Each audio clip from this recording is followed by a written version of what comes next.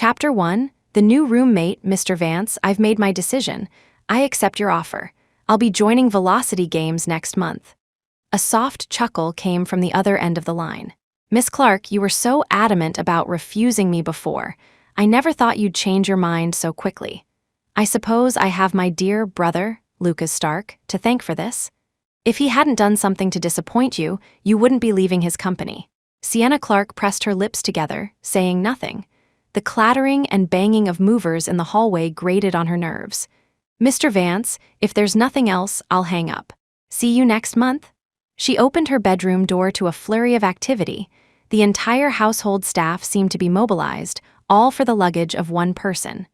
Chloe Jones spotted her from the doorway, which was crowded with suitcases. Her doe-like eyes widened in surprise. Oh, Sienna, you're home. I didn't even see you. I'm so sorry about this, she said, her voice a picture of sweet apology. Lucas insisted I move in. He said he was worried about me living all by myself. I just couldn't say no to him.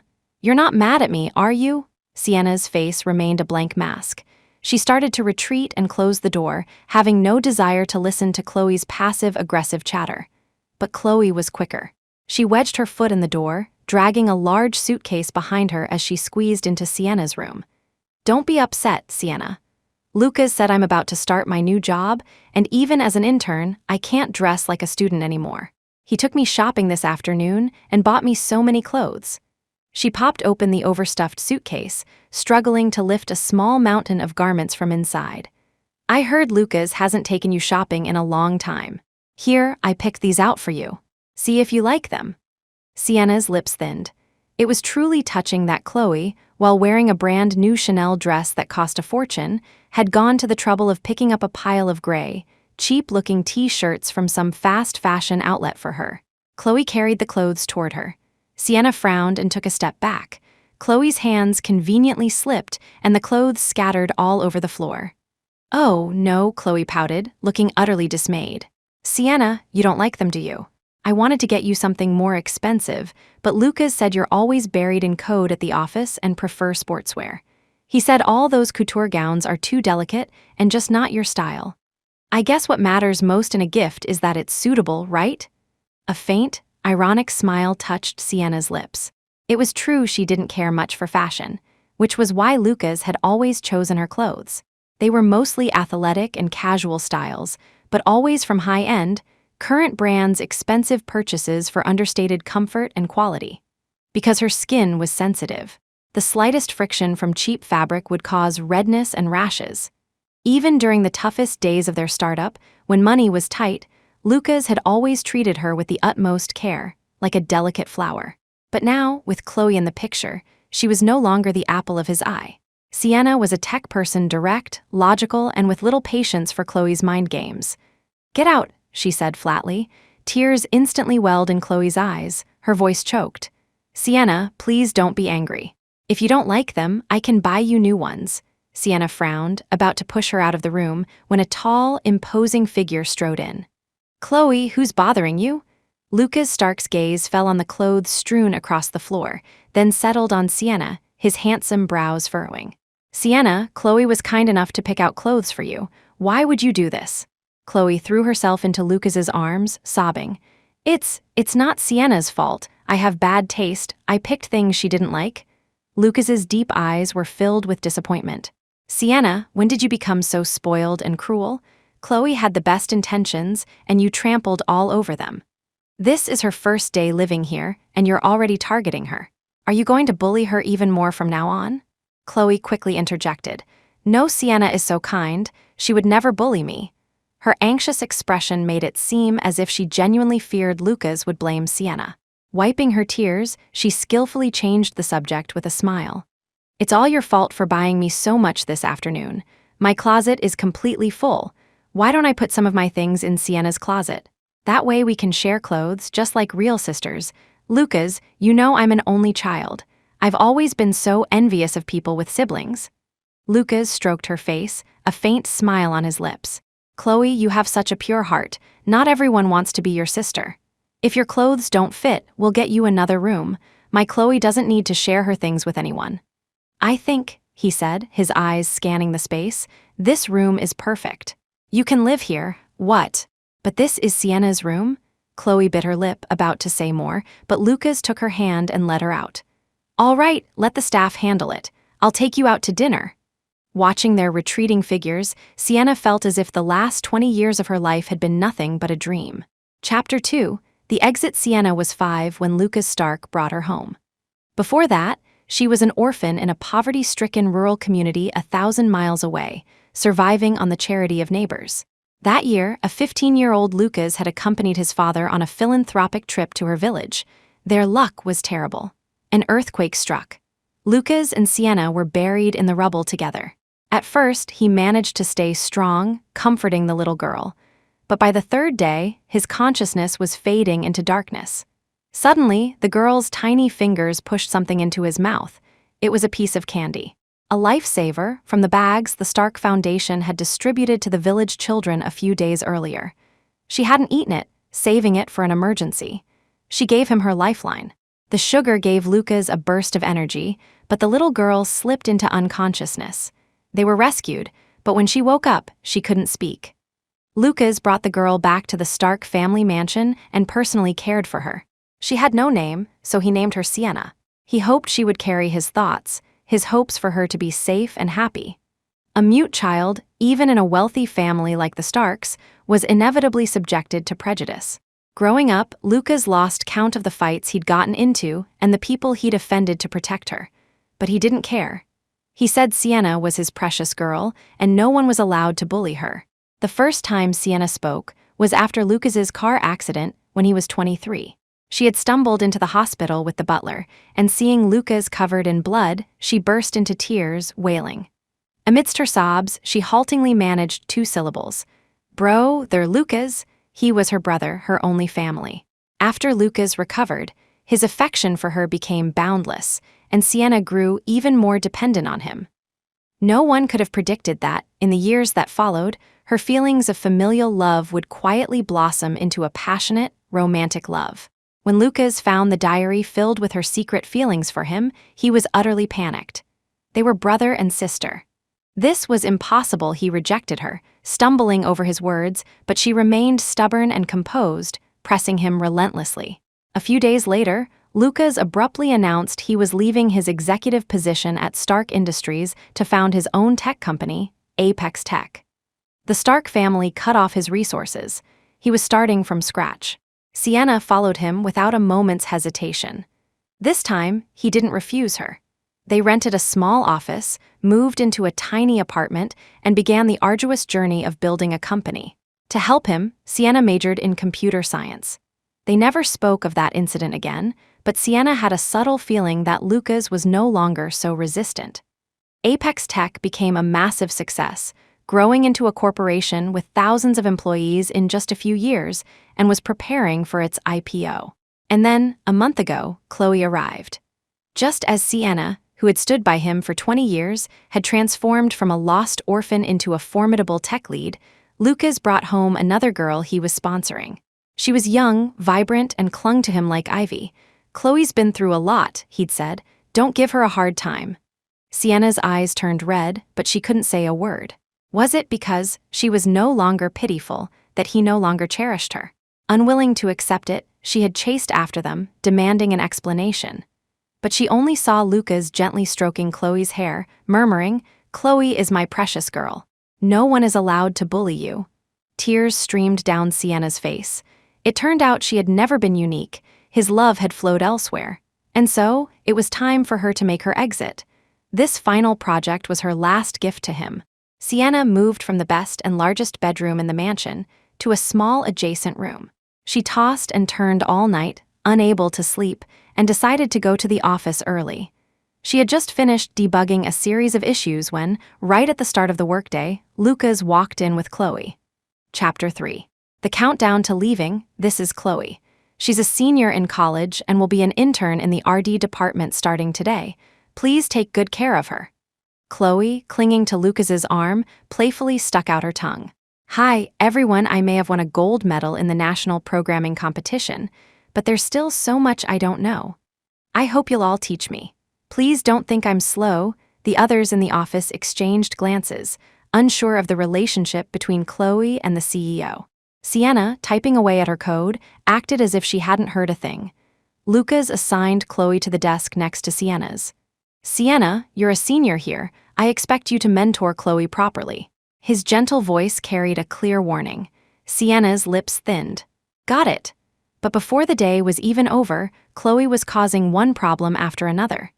To show off her supposed expertise, she even fabricated non-existent bugs in the code.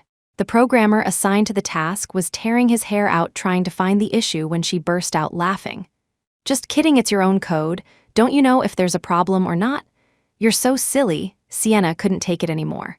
Suppressing her anger, she said, "This is a company, not a playground. If you haven't had your fun, go back to school and be a student. Don't disrupt everyone else's work." Chloe blinked, her face a mask of innocence. "Sienna, am I bothering you? But then, why did you give me such an important task like testing? I'm just a student, I don't know anything. I'm bound to make mistakes." Chloe is right. Lucas walked in from outside, gently patting Chloe's head. His gaze shifted to Sienna, his expression filled with disapproval. "Chloe is just an intern, here to learn.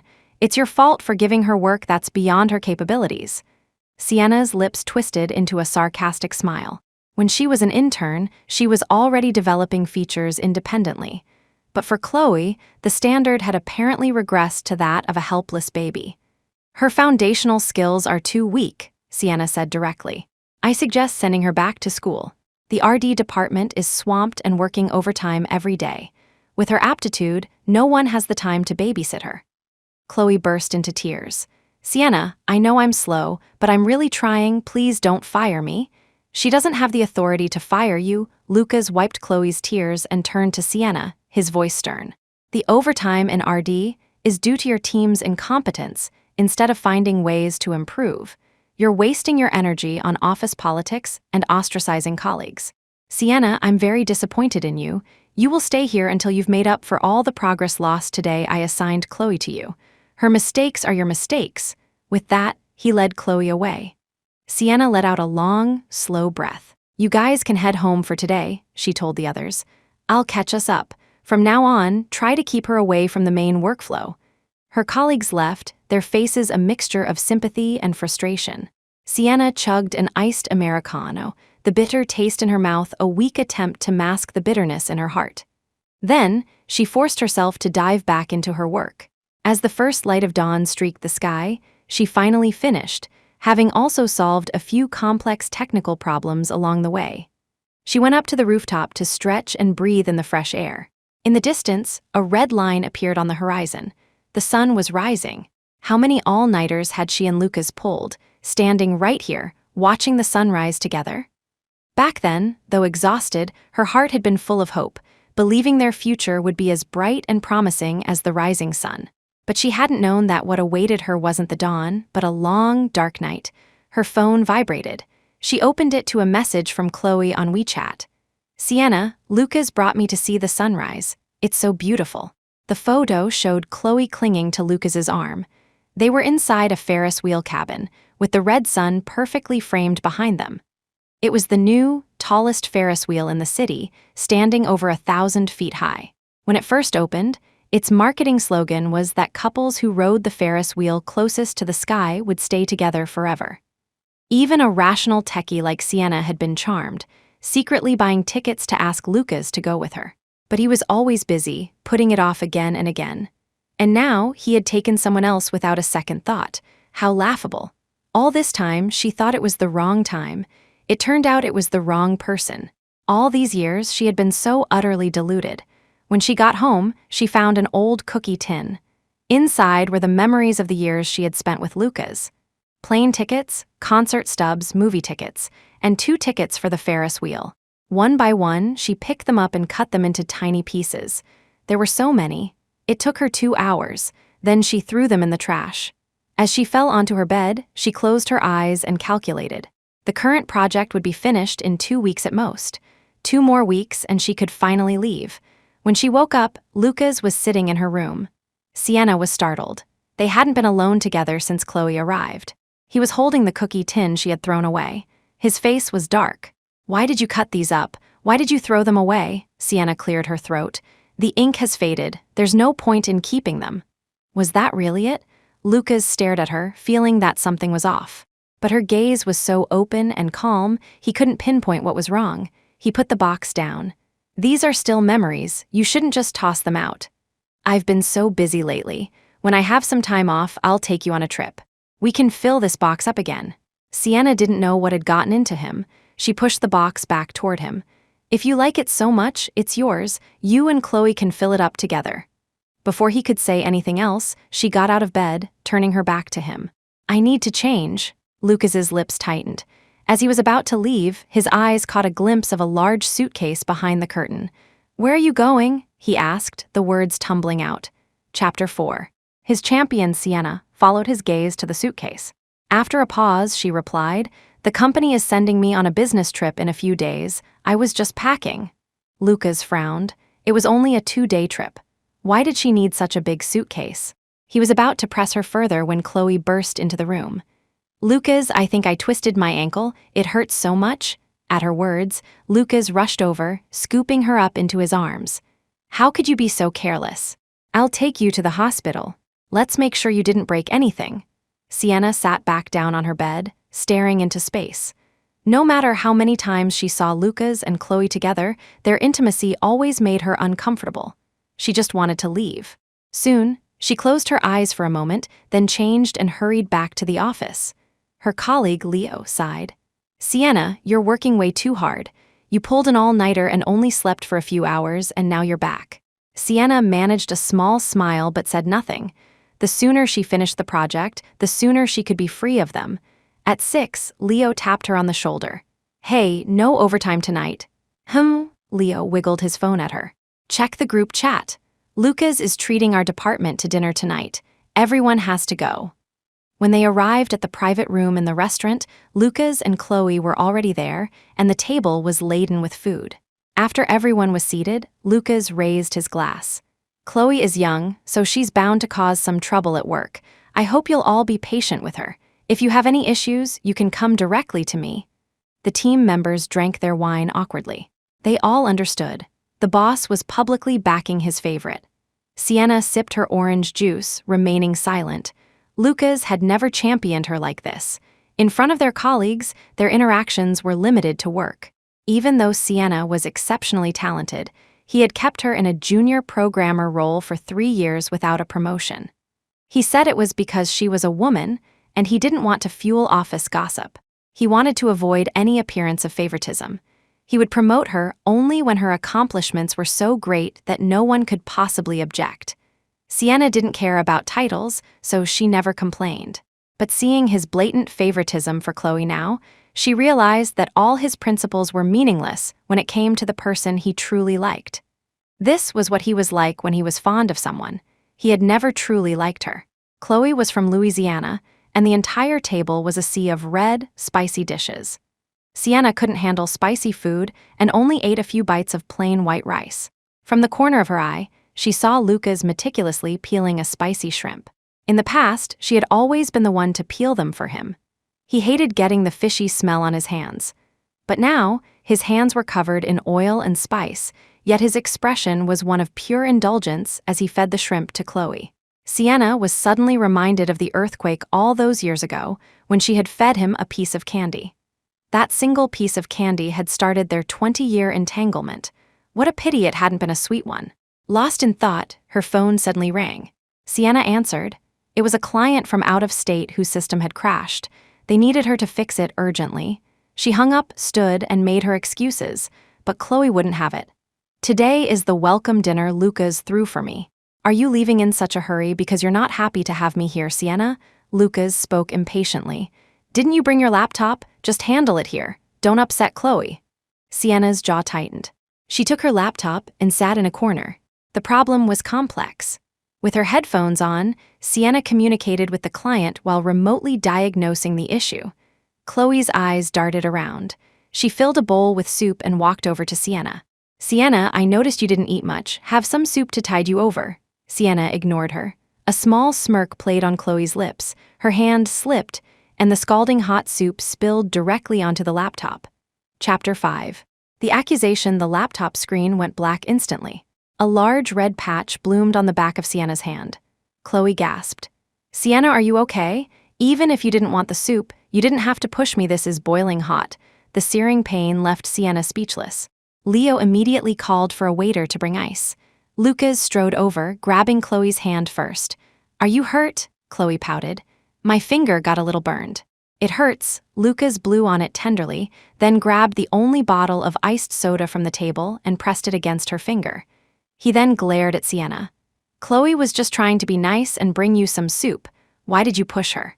I can tolerate your petty jealousy, but now you're physically hurting her. You're despicable. The pain in Sienna's hand was intense, and a lump of anger and grief was lodged in her chest. I didn't push her, she poured it on purpose. Are you blind? She retorted. Lucas, I have a business trip tomorrow. The laptop with all my presentation materials is destroyed, and all you care about is her finger. Do you have any professional integrity at all? Lucas, stunned by her sudden outburst, was momentarily at a loss for words. Chloe quickly intervened. Sienna, don't be angry. It's all my fault I wasn't holding the bowl steady. You're so brilliant, Sienna. It's just one presentation. I'm sure you have it all memorized, right? It won't affect your work, Lucas nodded. Chloe's right. Protecting company data is your responsibility. If it's broken, you're the one to blame. You're so capable, redoing a presentation shouldn't be a big deal, right? You have all night. Blaming a new intern when something goes wrong, Sienna, don't be so selfish. Sienna couldn't believe the cruel words coming from his mouth. She stared at him, speechless. Lucas didn't spare her another glance. He took Chloe's hand and left. The waiter finally arrived with a bowl of ice. As Sienna plunged her hand into the ice, her heart felt just as cold. She had given everything to the company, to Lucas Stark, asking for nothing in return. And all she got was being called selfish. It turned out that when you weren't liked, even breathing was a mistake. She was heartbroken.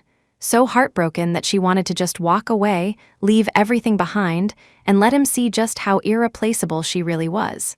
But she held back. She endured. They had known each other for 20 years. They had saved each other's lives.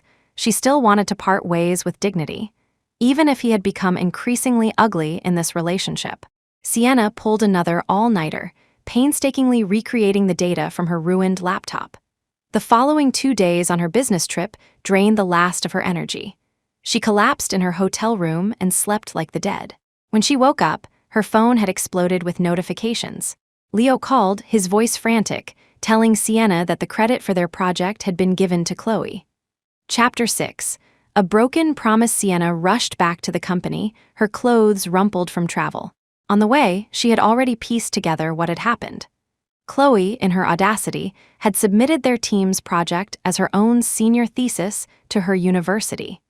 It had won her a Distinguished Graduate Award, with her photo slated to hang in the school's Hall of Fame for 3 years.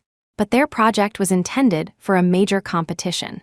If the judges discovered the project's creator was involved in a plagiarism scandal, they would surely be disqualified. Incredibly, Lucas had simply changed the official project credit to Chloe's name. Sienna couldn't fathom that he would protect Chloe to this extent.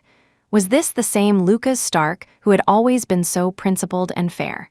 The entire team had poured their blood, sweat, and tears into this project for half a year, only to have the credit stolen by an intern who hadn't even graduated. They were all furious. But it was an order from the CEO. No matter how angry they were, they didn't dare disobey. A cloud of despair hung in the air. Sienna clenched her fists. She couldn't hold it in any longer. She stormed into the CEO's office. Lucas was sitting behind his desk, looking surprised to see her. Beside him, Chloe was engrossed in a mobile game, the sound effects blaring. I will not give up the credit for this project, Sienna stated coldly. Chloe contributed nothing. Her name has no right to be on it. Chloe's eyes instantly reddened.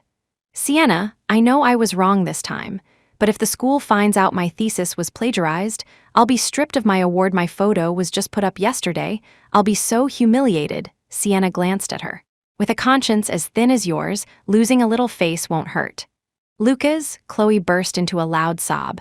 Lucas, knowing he was in the wrong but displeased by Sienna's aggressive tone, spoke. I don't understand why you're always targeting Chloe. She looks up to you, practically idolizes you, and all you do is hurt her. He sighed. I know I've been paying more attention to Chloe lately and have neglected you. But she's still a student and needs my care. You're an adult now. You should be able to manage your own emotions, not take out your jealousy on an innocent person." Sienna almost laughed. Innocent? Is plagiarism innocent?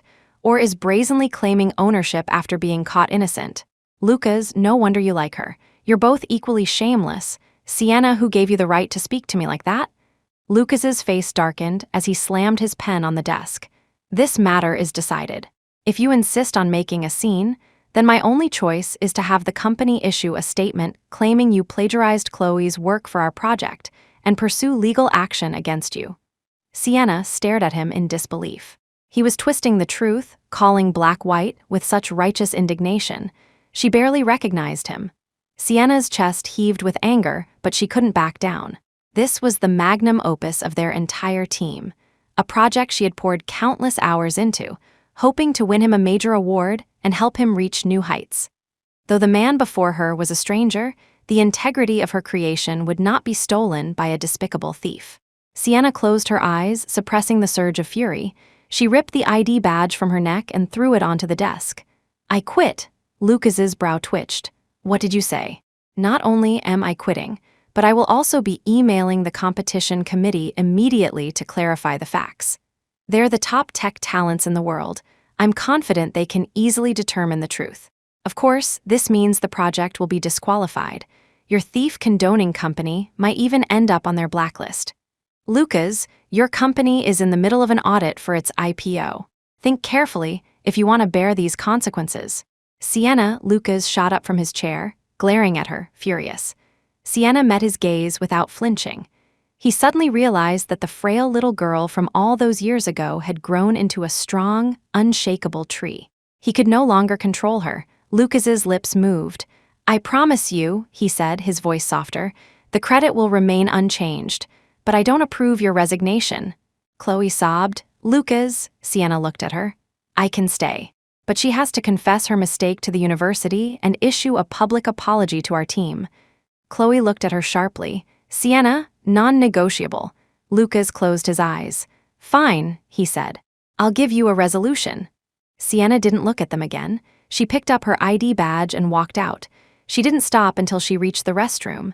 Leaning over the sink, she splashed cold water on her face, her hands trembling. Only then did the hot tears finally start to fall. Lucas hadn't always been like this. When she was in middle school, she was bullied.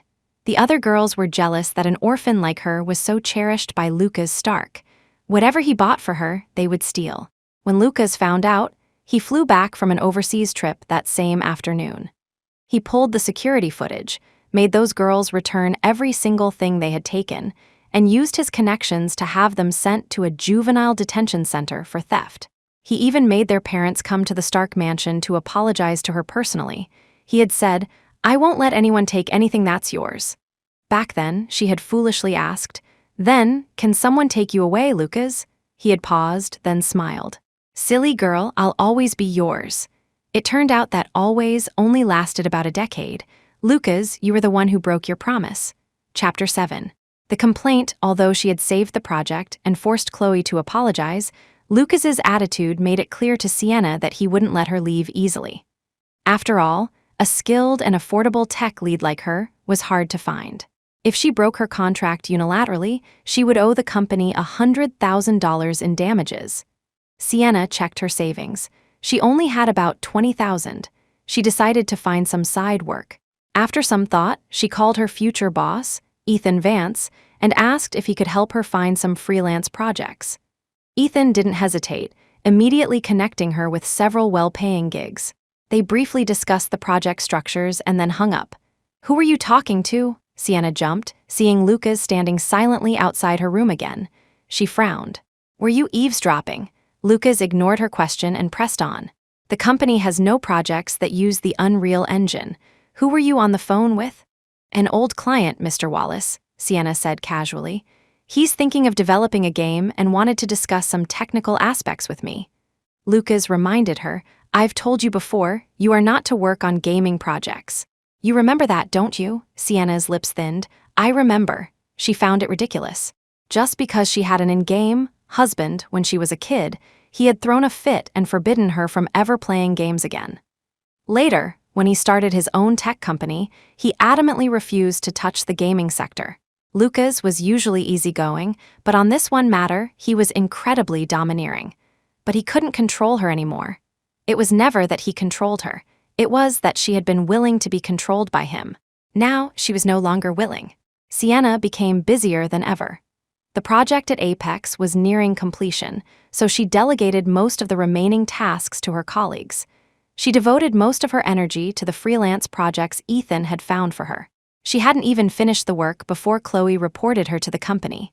Chloe had spied on Sienna, learning her computer password. Then, when Sienna was out, she snooped through her files and sent the evidence of her freelance work directly to the entire company's group chat. It was so public that Lucas couldn't have shielded her even if he wanted to. As expected, Lucas was furious. He demoted Sienna on the spot. Not only that, but he used the opportunity to promote Chloe, the whistleblower, to be Sienna's new supervisor. An intern, now suddenly in charge of the department's top engineer. Everyone thought it was absurd. Sienna, however, seemed to have grown accustomed to it, accustomed to them taking everything from her. She thought numbly, well, there goes the freelance money, I guess I'll have to sell the apartment. Chapter 8. The fire in her second year after graduation, Sienna developed a highly successful app and received a substantial bonus. She used the money to buy a small condo, thinking that one day, when she and Lucas got married, she would leave for the wedding from this home. She understood that Lucas was somewhat conflicted about their years as brother and sister. A bride couldn't very well leave for her wedding from the same house as the groom. It felt too transactional, like passing something from one hand to the other. She had poured all her savings into this condo and had never spent a single night in it. She never imagined that the first time she would need it wasn't to marry Lucas, but to leave him. Just after contacting a real estate agent to list the property, Leo informed her of another team dinner. This time, it was to celebrate Chloe's promotion. Sienna nodded, her heart no longer stirred by such news. The venue was a karaoke bar. After days of intense overtime, her colleagues let loose, singing their hearts out. Sienna sat quietly in a corner, watching the chaotic scene.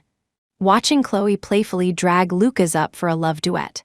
Watching her, flushed and emboldened by alcohol, plant a kiss on Lucas's cheek.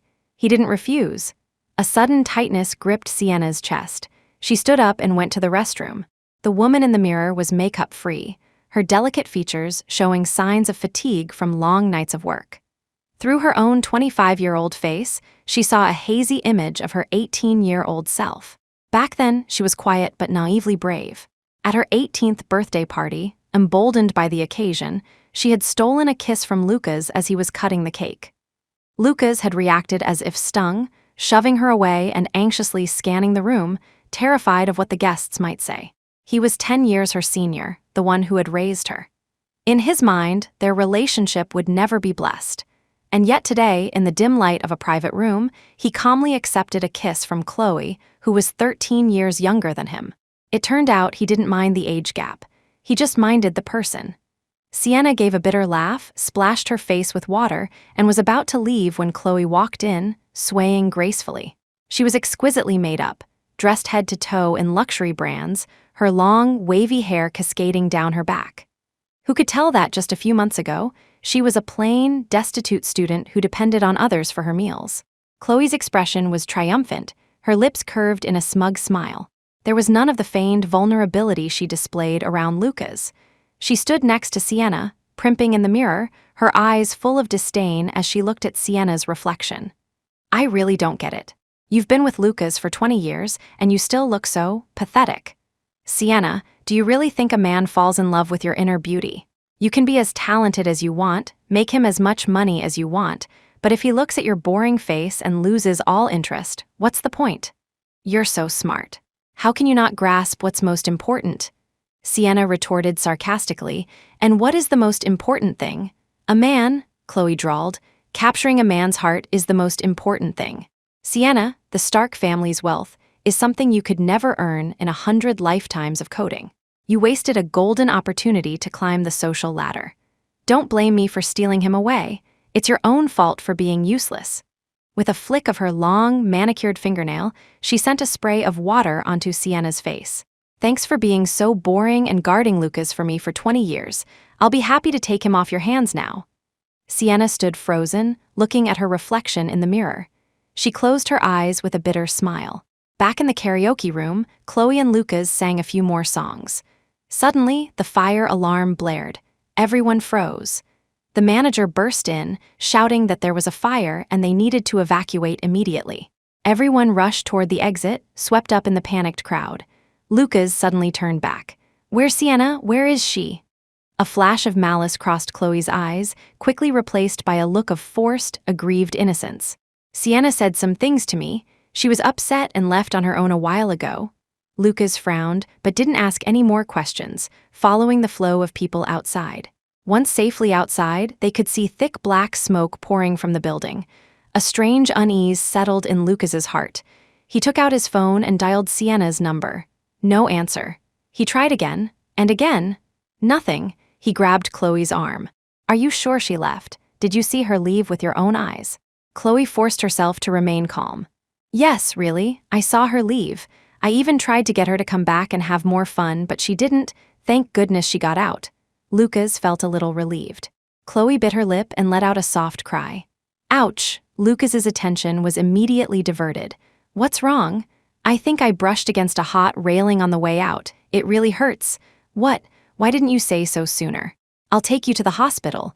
"But Sienna..." Lucas swept Chloe into his arms and carried her to his car.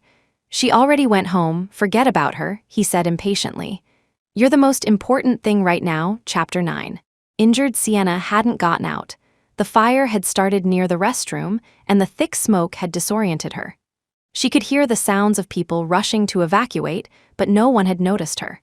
She had been completely forgotten, left behind by the crowd. Just as she thought she was going to burn or suffocate to death, a firefighter found her and carried her to safety. She was loaded into an ambulance, which sped through green lights to the hospital. With so many injured, the hospital was short on private rooms. Beds were set up in single rooms, separated only by curtains. Sienna's throat ached, and her arms and legs were covered in burns. From behind the curtains separating her bed, she could hear a man arguing loudly. "It's been 20 minutes, why hasn't a doctor come to see her? Where are all the doctors?" A nurse, busy changing another patient's dressing, replied impatiently, "Can't you see how many casualties there are? Your girlfriend has a minor scrape. You could buy some antiseptic and handle it yourself. Why are you wasting medical resources here?" The man was furious. "She's a girl, you have to be careful with wounds. What if it leaves a scar?" A doctor finally arrived, heading toward Sienna, who was more seriously injured. But the man blocked his path. "My girlfriend was here first. Treat my girlfriend first." "But, Mr. Stark, she's completely fine. Less talk, don't make me call the hospital director." The doctor, unable to argue, had no choice but to tend to Chloe's wound. For a tiny scratch, Chloe cried as if she were dying.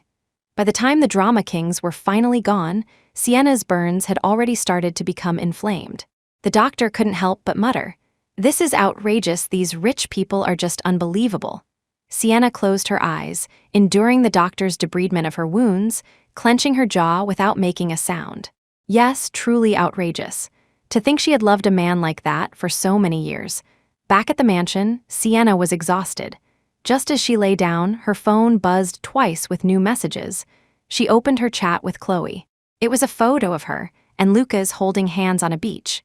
"Sienna, are you still alive? If you knew how worried Lucas was about me today, you'd probably wish you'd stayed in that fire to die. By the way, he just confessed his love for me. I'm his official girlfriend now. The thing you chased for years, I got with a flick of my wrist. How does that feel?" Sienna wearily rubbed her temples. She typed a reply, "Congratulations. Hope you two are locked together forever." Then she blocked her. The second message was from the real estate agent. "Miss Clark, your condo has been sold. The funds will be transferred to your account tomorrow." Sienna let out a long sigh. Finally, a piece of good news. She opened an app and booked a one-way flight. She couldn't stand to be in this city for one more day. Chapter 10. Goodbye, Lucas. The day before she was set to leave, Sienna finished packing all her belongings. She lay in bed, tossing and turning. After much hesitation, she finally called Lucas. His voice came through over a noisy background. "What is it?" Distant and cold. Sienna remembered. Today was the day Chloe graduated and became a full-time employee. Lucas had taken her to the mountaintop restaurant they used to frequent to celebrate. Sienna had loved the peach blossom wine brewed there, so Lucas had opened a small tavern on the mountain just for her. Every time she went, the best peach wine was waiting. Now, all of that belonged to Chloe. Lucas prompted impatiently, "Sienna, do you need something?" She took a deep breath. "Can you come with me to visit my parents tomorrow?" Lucas paused. Tomorrow was the anniversary of her parents' death.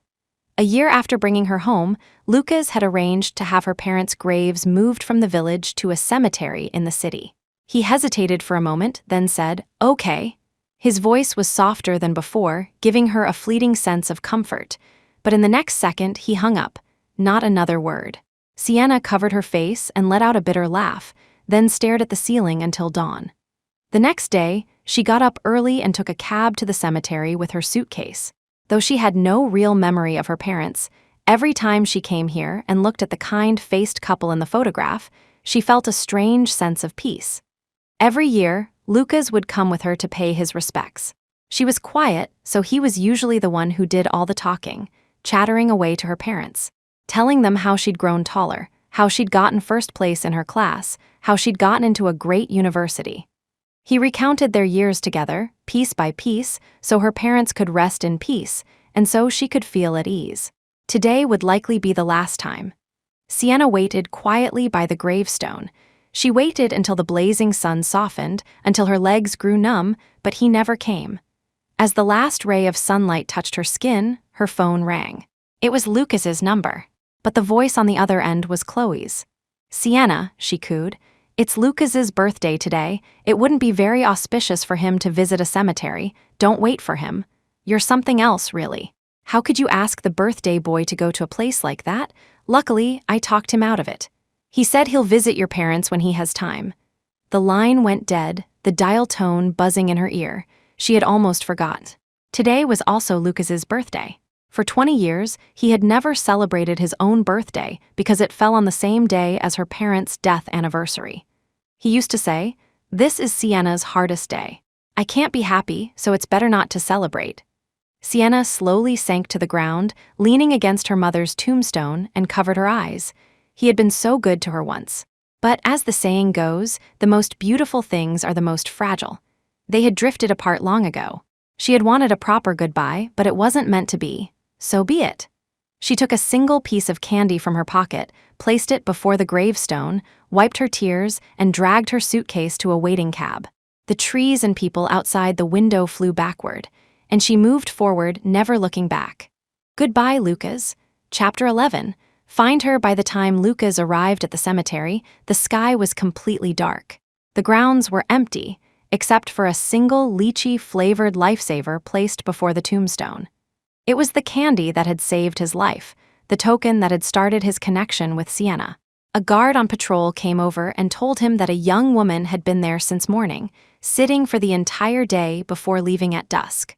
A tremor went through Lucas. A terrible premonition gripped him. He sped home and threw open the door to Sienna's room. It was silent. The bed was neatly made, the vanity table wiped clean. Lucas's heart hammered in his chest. He lunged for the closet and pulled it open. It was empty, not a single thing inside. Where were Sienna's things? Where had she gone? In the corner of his eye, he spotted a sticky note on the vanity. Lucas snatched it up. In Sienna's neat handwriting, it read, "The project is done. I'm gone. Don't look for me. Thank you for everything." His heart went cold. He pulled out his phone to call her. It went straight to voicemail. He scrolled through his call history, wanting to see if she had tried to reach him, and saw an outgoing call to her number that evening. His brow tightened. He stormed into the next room and dragged a sleeping Chloe out of bed. "You called Sienna. What did you say to her?" Chloe, jolted awake, avoided his gaze. It wasn't me." Lucas gripped her face, his voice like ice. "Don't waste my time forcing me to pull the call logs." Chloe, terrified, stammered, "I just told her not to wait. You didn't have time to go, and I was afraid she'd wait too long." Lucas shoved her back onto the bed in a fury. "Who told you to meddle?" Chloe looked at him with teary eyes. "Lucas, I didn't mean to." Lucas had no time for her excuses. His mind raced, trying to figure out where Sienna could have gone. She had few friends, spent most of her time at the office, and was usually at home when she wasn't working. There was only one other place an image flashed in his mind. He bolted out the door. She still had that condo. He had disapproved when she bought it last year, thinking she wanted to move out on her own. But even after it was furnished, she never mentioned moving. He had slowly figured it out. She meant for it to be her bridal home. But he had said nothing, pretending not to understand. This was the first time he had ever come to the condo. He raised his hand, hesitated for a moment, then rang the doorbell. The door opened. An unfamiliar man asked irritably, "It's the middle of the night. What do you want?" Lucas fought to control his anger. "Who are you? Where's Sienna?" The man grew angry. "What Sienna? Are you crazy? Get Sienna out here. I told you, there's no one here by that name if you don't leave. I'm calling the cops." The nerve that had been stretched taut all night finally snapped. Lucas threw a punch, hitting the man squarely in the face, and stormed into the apartment shouting, "Sienna, get out here. Running away from home in the middle of the night and hiring some guy to cover for you. Have you lost your mind? Sienna, if you keep this up, I'm going to get angry." The man, clutching his bruised face, watched Lucas frantically search the apartment and quickly dialed 911. "Hello. There's a lunatic who broke into my house and attacked me. Please send help." Chapter 12. The debt Lucas was taken into custody. He didn't call anyone.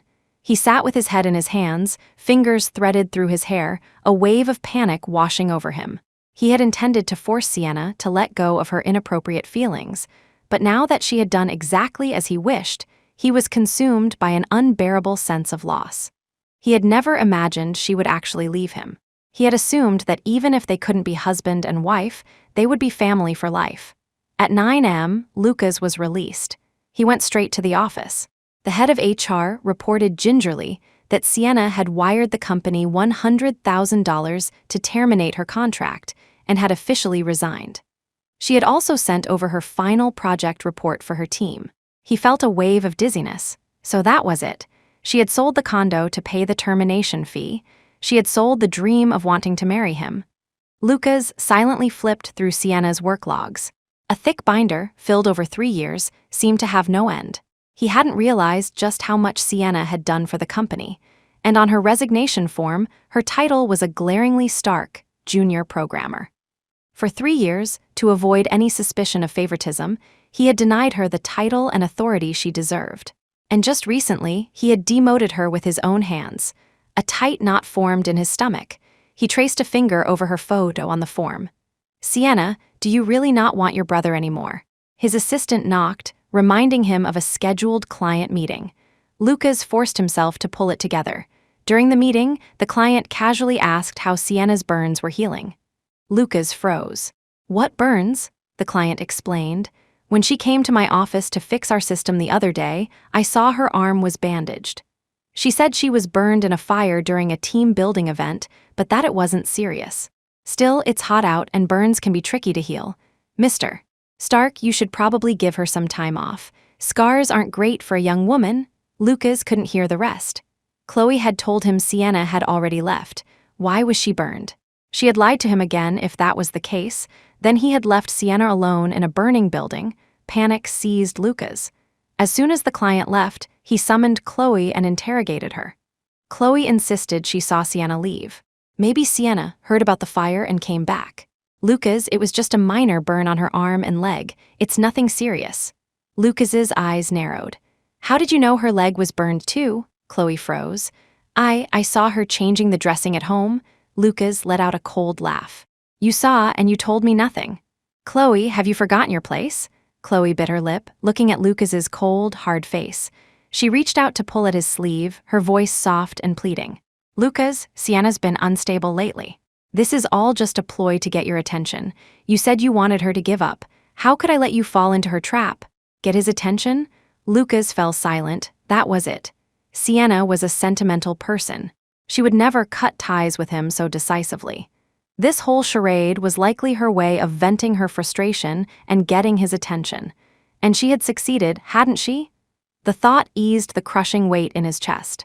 Sienna wouldn't abandon him. She was just angry.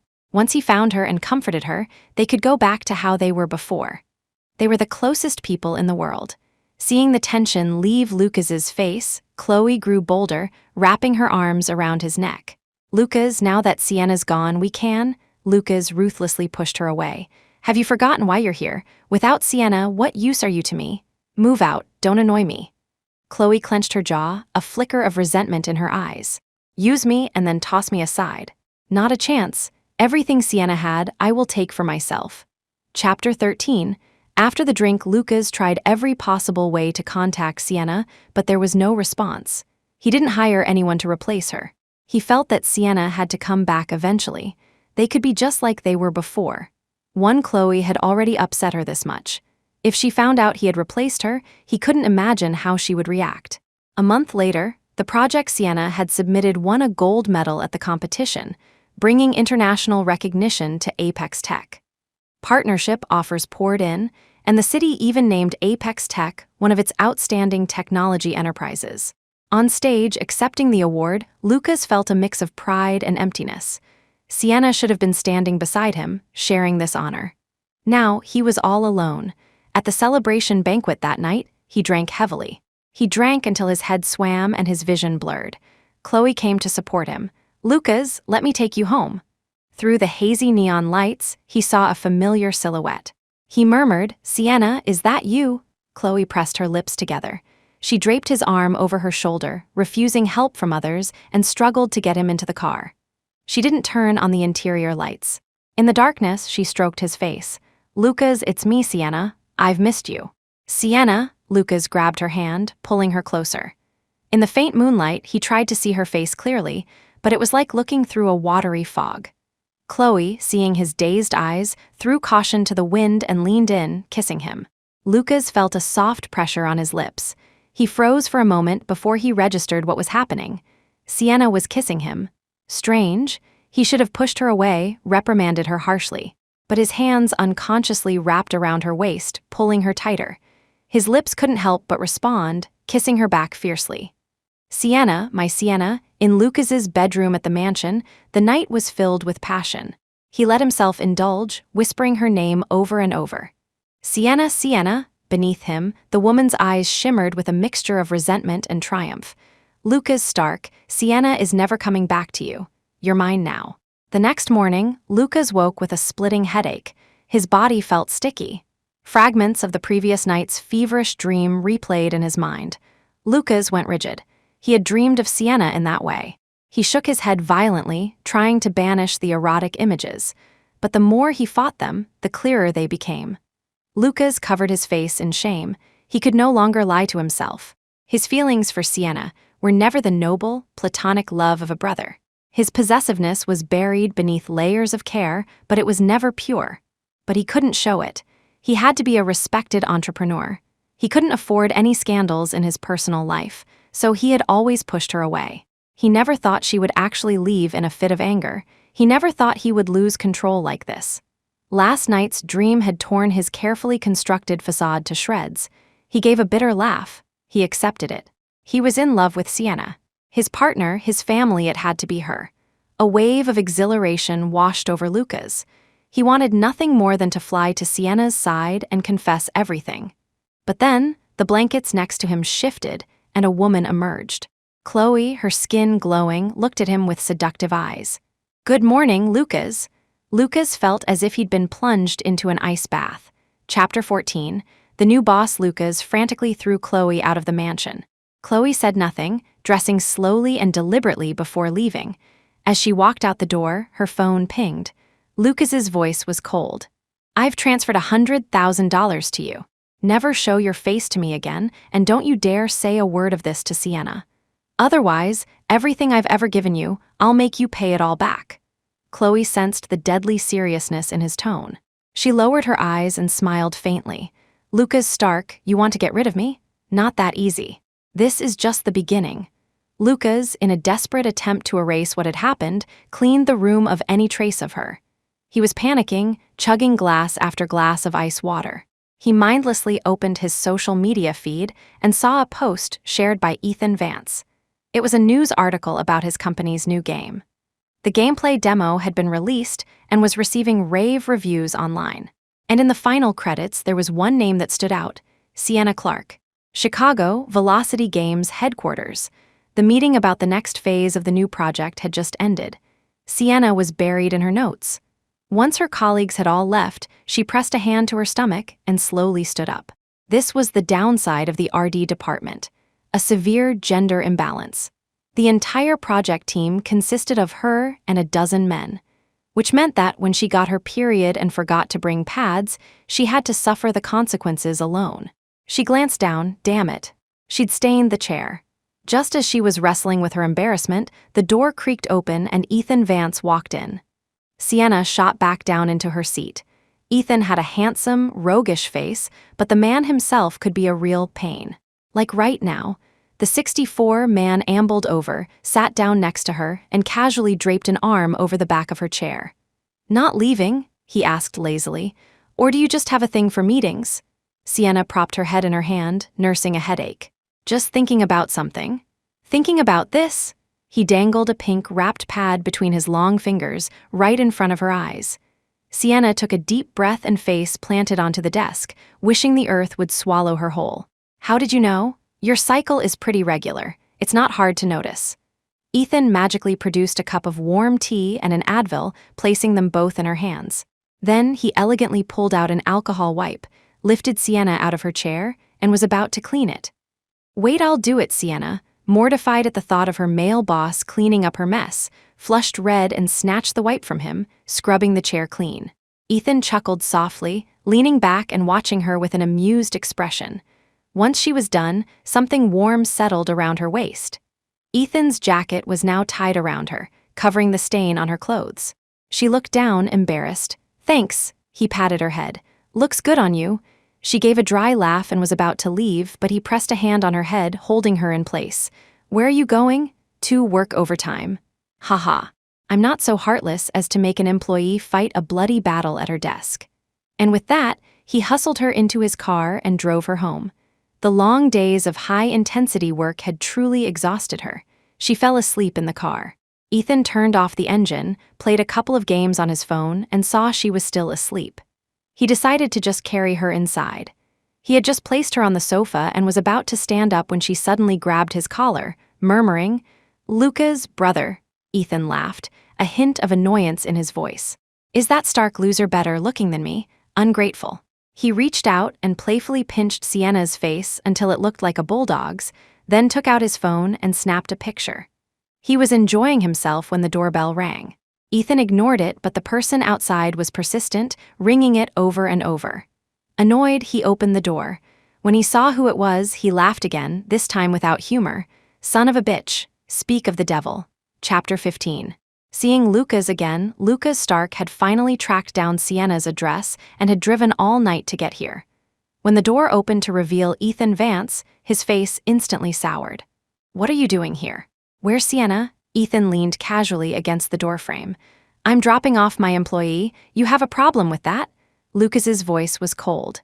"In a female subordinate's home this late at night. What are your intentions?" Ethan raised an eyebrow. "I'm a model boss. My employees trust me completely. What about you? Are you a model brother?" The jab hit its mark. Lucas's eyes hardened. "My business with Sienna is none of your concern. Move." Ethan didn't budge. "No." Lucas's voice dropped to a low growl. "Ethan, stop messing around. A bastard son should stay in the gutter where he belongs, not crawl out and embarrass himself." "What bastard son?" Sienna stood behind the door, her face pale from blood loss, a frown on her face. Seeing Lucas, she looked surprised. "How did you find me?" The sight of Sienna after so long sent a jolt through Lucas. He pushed past Ethan and hurried to her side. "Sienna, I finally found you. It was all my fault. Brother was wrong. Come back with me, okay? I got rid of Chloe. From now on, it'll just be us. No one will ever bully you again." Sienna was silent for a few seconds. "Chloe couldn't bully me. It was always you, Lucas. You were the one who gave her the power." A pang of pain shot through Lucas's heart. "I know it was all my fault. I'll never do it again," he said hurriedly. "Sienna, I've kept your position as head of RD open for you. There's a new project waiting for you to lead. At home, I've restored your room to exactly how it was." "Sienna, no one will ever take what's yours again." His desperate, pleading demeanor stung Sienna's heart. The very things that had caused her so many sleepless nights, he could resolve in an instant, if only he chose to. What did that make all the pain she had endured? Sienna shook her head. The things I want, I'll get them myself. Lucas, I don't need to wait for you to give them to me anymore. Lucas froze, looking at her, lost. For so long, he had been used to taking care of her, providing for her, and she had always been compliant. He had forgotten that she was no longer a helpless orphan. She had grown wings and could fly on her own. The realization terrified him. He grabbed her hand, his voice earnest. Sienna, you don't have to work so hard whatever you want. I'll give it to you, I'll never make you sad again. Please, trust me one more time. Ethan let out a cold laugh and forcefully knocked Lucas's hand away. Lucas, you talk a good game, but there's no such thing as a free lunch. You can give generously, which means you can just as easily take it all away. Besides, is what you're offering so special? Sienna is already a lead developer here, heading her own project. This apartment is her own space. She decides who comes in and who doesn't. Why would she let someone else control her life when she can have her own? Lucas, infuriated, yelled, You shut up, you think you're any better. There are thousands of programmers on the market. Why did you choose Sienna? It's because she was my employee, my sister. You've been trying to compete with me since we were kids. You hired Sienna just to get at me. What good intentions could you possibly have for her? Sienna, believe me, this guy is manipulative and has ulterior motives. Don't let him fool you. Ethan just shook his head, looking at him with pity. Idiot. Sienna looked at Lucas with disappointment. Are you saying my skills are worthless? That the only reason I have this job is because of you? Lucas, I thought after all this time, you would have reflected on our relationship. That if you came to find me, you'd have a new understanding and a better way forward. But all you do is put me down and try to control me. Lucas panicked. No, that's not what I meant. Lucas, stop, Sienna interrupted. I love my job. It doesn't matter why Ethan hired me. I will prove my worth and earn his respect. After all, people change, but mutual benefit is eternal. Ethan, who had been enjoying the show with a smirk, paused at her last sentence, his expression shifting slightly. Lucas said desperately, It's about the game, isn't it? If you want to make games, I can start a gaming division for you, Ethan scoffed. You talk big, Lucas. You make developing a game sound as easy as playing one. Speaking of which, have you ever even played a game? Do you understand game design, user behavior, or market trends? You know nothing, yet you make these grand pronouncements. It's a miracle you've gotten as far as you have. Lucas was speechless. He turned back to Sienna. Sienna cut him off. Lucas, please leave. I'm doing very well here. You don't need to worry about me. I worked diligently for your company all those years and left according to my contract. I don't owe you anything. Please stop interfering in my life. Lucas's lips pressed into a tight line, a lump in his throat making it impossible to speak. After a long moment, he said dejectedly, Sienna, you're still angry. I'll come back to see you later. I'll have that 100,000 sent to your account. You're on your own now, take care of yourself. Don't bother. My salary is quite good now. I don't need the money. Lucas felt a sharp pang. She had worked for him for 3 years and ended up as a junior programmer. Now, with Ethan, she gets a promotion, a raise, and doesn't need money. It felt like a knife twisting in his heart, making it hard to breathe. He looked at Sienna, fighting the urge to stroke her hair. Sienna, I know you're upset about Chloe, and that's why you can't forgive me. I'll have her come and explain everything to you personally. Without waiting for a reply, he turned and fled, almost stumbling in his haste. Sienna felt utterly drained. Ethan spoke, his voice cool. Sienna, she responded wearily, don't ask, don't comment, I don't want to hear it. The man let out a soft laugh. I was just going to remind you, if you don't go change, my jacket won't be able to contain your vigorous circulation for much longer. Sienna, how do you poison a boss without getting caught? Asking for a friend. Chapter 16, no longer needed. The next day, a package arrived for Sienna. The building manager said it was from Lucas Stark. Ethan, who had used the pretext of retrieving his jacket to escort Sienna home again, took it upon himself to open it. Inside was a box of herbal remedies and a brand new set of high-end bedding. Sienna fell silent. She used to suffer from severe menstrual cramps, and this herbal formula was something Lucas had developed with specialists, tailored specifically for her. Because she often worked late, her sleep quality was poor. Her bedding was also custom-made, from a material he had carefully selected to be the most comfortable for her. These were things you couldn't just buy in a store. He must have had them sent from his city as soon as he got back. Ethan said sourly, "This is how scumbags get you. A little bit of thoughtful effort, and you girls fall for it hook, line, and sinker." Sienna glanced at him, feeling like he was trying to warn her about something. He had really emphasized the scumbag part. She gently ran her hand over these old companions that had been with her for years, a sense of nostalgia and reluctance in her eyes. Then, she began packing them back into the shipping box. "Hey," Ethan stopped her. "Waste not, want not, I was just teasing. You don't have to take my words so seriously." Sienna gave him a weary look. "I'm returning them because I don't think I need them anymore." Since moving here and changing her work environment, much of her internal turmoil had vanished. She focused on her work each day. Though overtime was tiring, she would fall asleep the moment her head hit the pillow, no longer picky about her bed or suffering from insomnia. Her periods had also, unknowingly, become less painful. If they hadn't, she wouldn't have been caught so off guard the other day. They say many physical ailments are caused by emotional distress. It was true. A healthy mind leads to a healthy body. Ethan looked smug. "See, now you know how important a good boss is. I give you a promotion and a raise.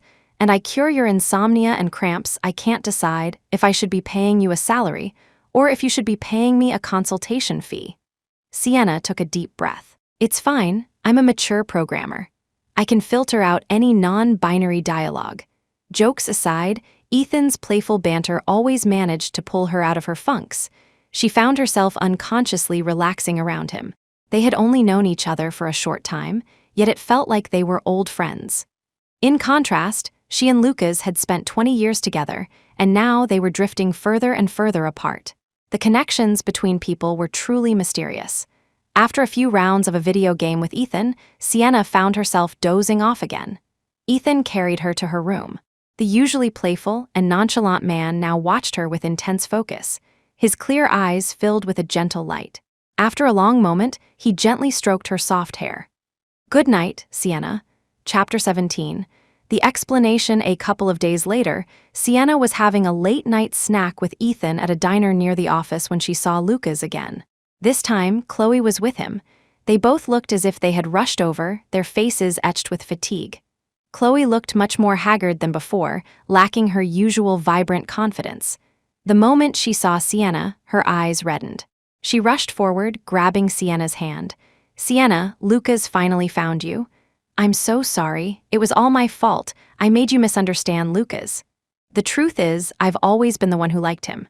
Lucas only has eyes for you. He and I, there was never anything between us. He only showed me a little extra kindness because my family is poor, and he saw a bit of you in me, how pitiful you were back then. I was the one who got greedy and caused trouble.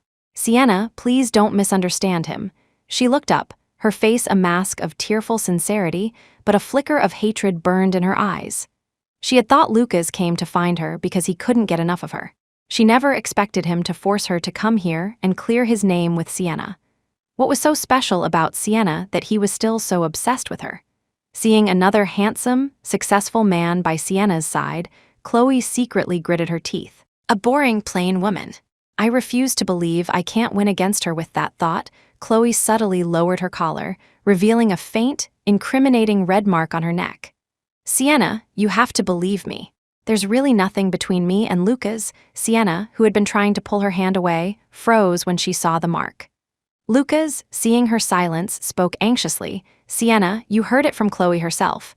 Now do you believe me? My heart has only ever been with you. There's never been another woman. How I treated you before, it was all an act. I asked her to help me." "An act?" Sienna was confused. Lucas closed his eyes, the words coming out with difficulty. "Sienna, when I rejected you back then, it was because I hadn't faced my own feelings. We grew up together, and I mistook my love for you as brotherly affection. I thought I was just an overprotective big brother. I thought your feelings were wrong. I didn't want to hurt you by rejecting you in the end, so I deliberately staged that whole charade to make you give up. But when you really left, I realized it was never just family affection. I've been in love with you for a long time, Sienna. I want to be with you, marry you, have a family with you. I don't just want to be your brother, I want to be your husband." Sienna, I can't live without you. Can you forgive me for being so foolish? Please, give me another chance. Lucas's words were filled with earnest passion. Sienna was speechless. If he had said this to her a month ago, she couldn't imagine how overjoyed she would have been. But now, things had changed. His confession only made her past self seem like a joke. Sienna sighed. Lucas, you're 35 years old. You should be responsible for your own feelings. Don't use such naive excuses to absolve yourself. It only makes me feel like the last 20 years were a complete waste.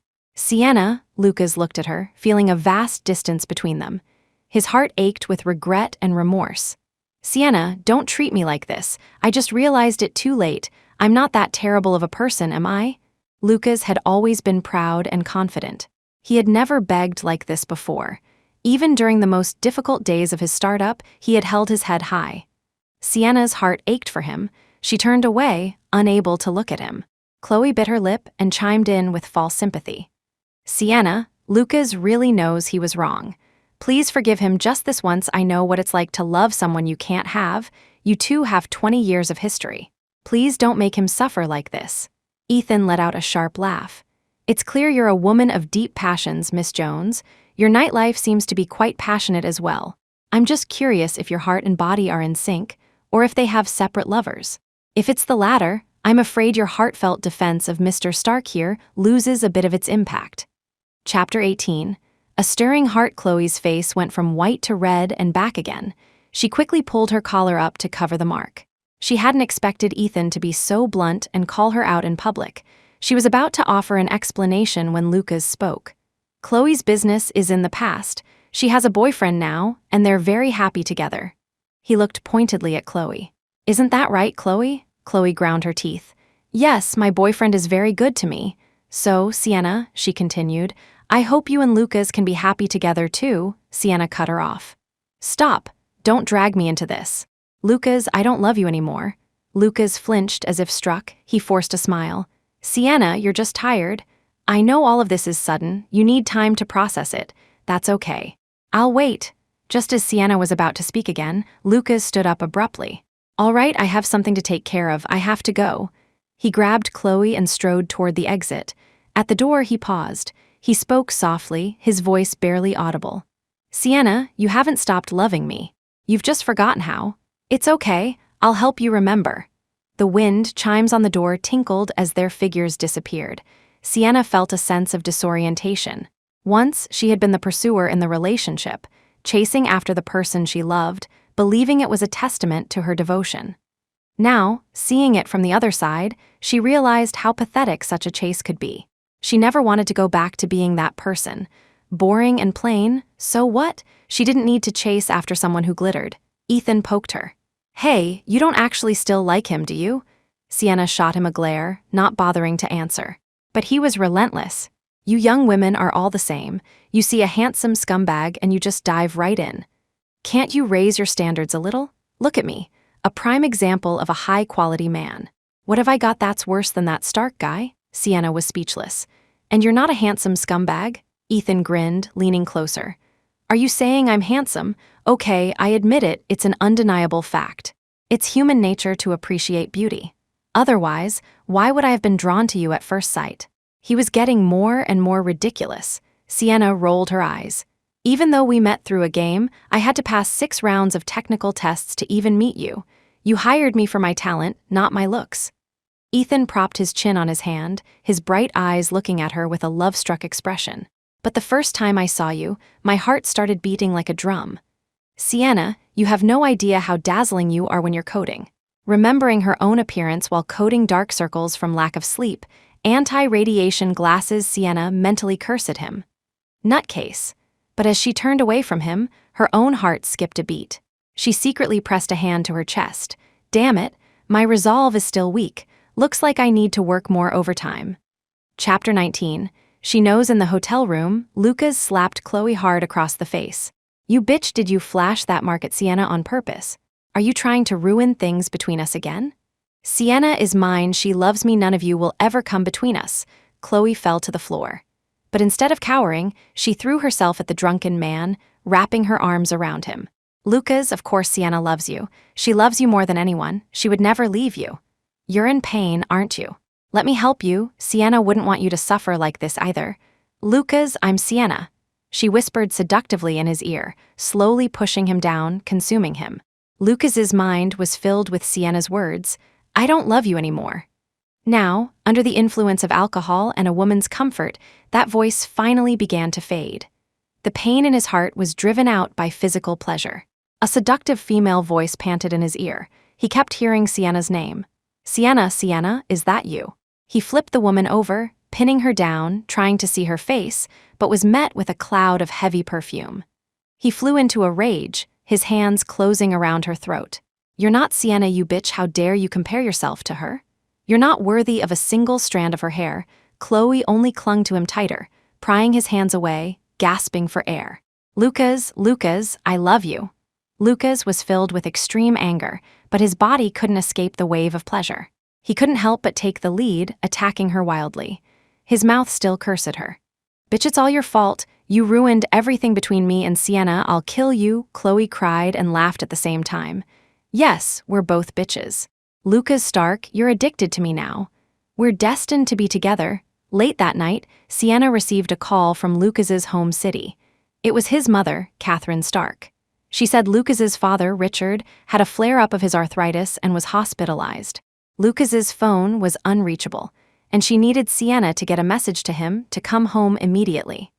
She also mentioned that Richard got his medication from an old doctor in Chicago and asked if Lucas could pick it up on his way back. Sienna tried calling Lucas several times, but his phone was off. Remembering the hotel he was staying at, she decided to go there in person. When she arrived at his room, she knocked several times, but there was no answer. Assuming he wasn't there, she was about to leave when she heard a faint moan from inside the room. Thinking she'd misheard, she pressed her ear to the door, and her expression froze. The sounds from within were close to the door. The voices and rhythmic impacts were unmistakable. Just hours ago, Lucas had sworn to her that he had nothing to do with any other woman, that his heart belonged only to her. And now he was with that unrelated woman. She thought of the red mark on Chloe's neck, and a wave of nausea washed over her. They had been together behind her back all along, and yet he still had the audacity to put on a show of devotion to deceive her. He even stooped to having his mistress lie for him. Despite their ugly falling out, she had never imagined Lucas could be so despicable. Lucas Stark, is this who you really are? If so, then I wish I had never met you. Sienna slowly pushed herself off the door and walked away, her steps firm. She figured Lucas would be occupied for a while, so she decided to pick up the medicine herself and take it back to his parents. Although the Starks didn't like her, they had raised her. With Richard in the hospital, it was her duty to at least visit.